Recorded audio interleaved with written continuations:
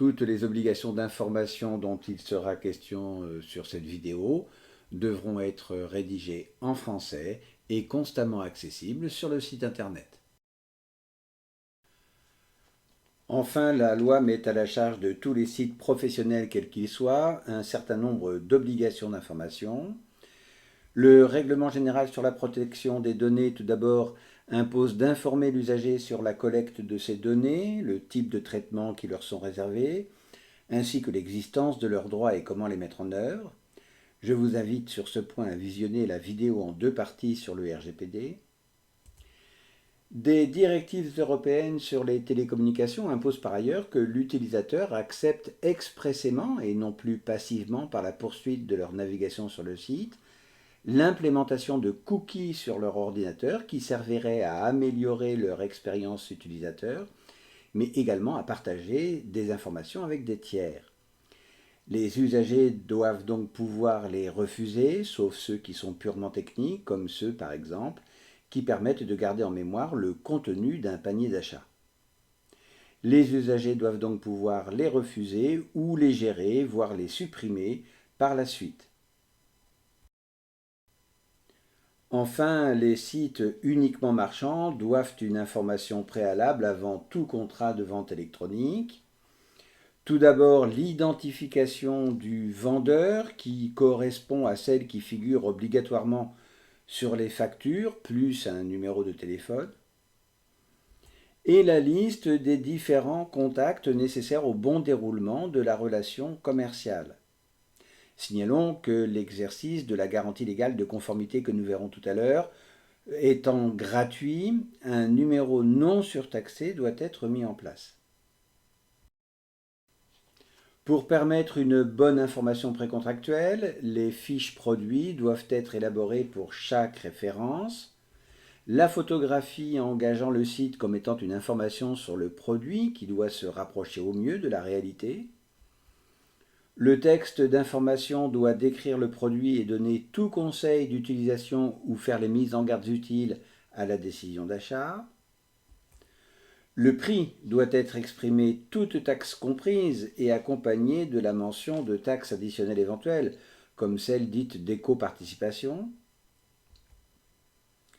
Enfin, le site doit signaler les modalités de mise en avant d'un produit sur le site, notamment s'il existe des accords avec le fabricant du produit, des accords publicitaires, des accords de partenariat, etc., susceptibles d'influencer le classement. Et bien évidemment, les critères de classement des avis, leurs modalités de contrôle, s'il y en a un, et l'expérience de l'auteur de l'avis, s'il a acheté ou non le produit, s'il en est l'utilisateur ou non, etc. Et enfin, créer un rappel avant la mise dans le panier de l'obligation de payer.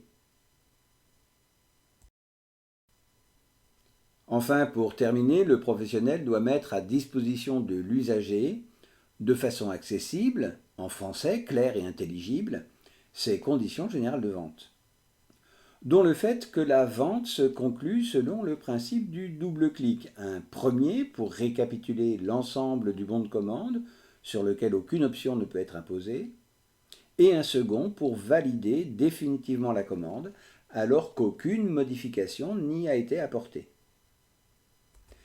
Les détails de la livraison doivent être indiqués, et notamment un délai de livraison, sinon par défaut la loi donne au site 30 jours pour livrer. L'existence ou non du délai de rétractation de 14 jours et la manière de se rétracter. Effectivement, certains produits n'ont pas de délai de rétractation. C'est le cas par exemple des réservations de séjour ou de trajet en avion, en train ou en bateau, les prestations touristiques ou de loisirs, ainsi que les produits surgelés, etc.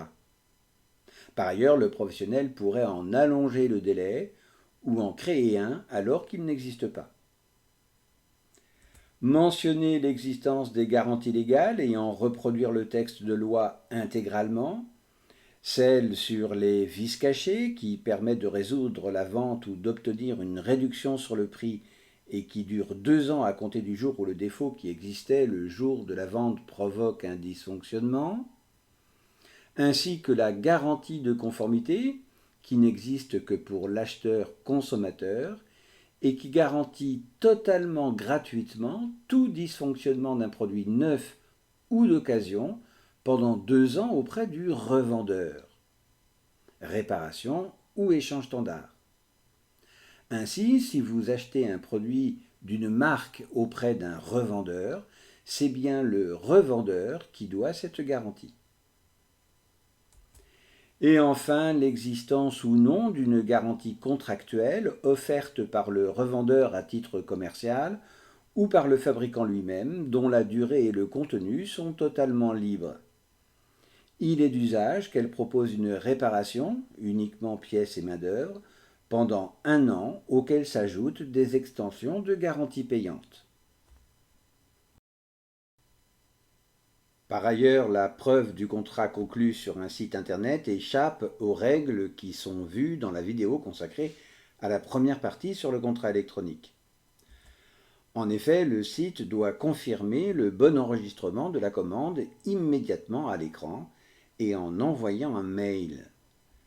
De plus, une facture doit être fournie au client au plus tard le jour de la livraison. Et enfin, si elle est supérieure à la somme de 120 €, la vente doit être archivée pendant 10 ans.